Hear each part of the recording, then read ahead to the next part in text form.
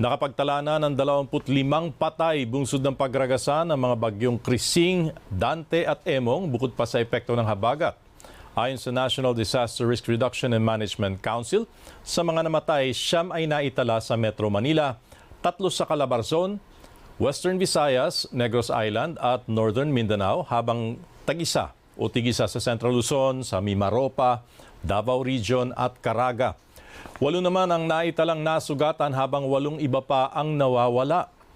Umabot na rin sa higit 3.8 million ang naapektuhan sa iba't ibang weather disturbance.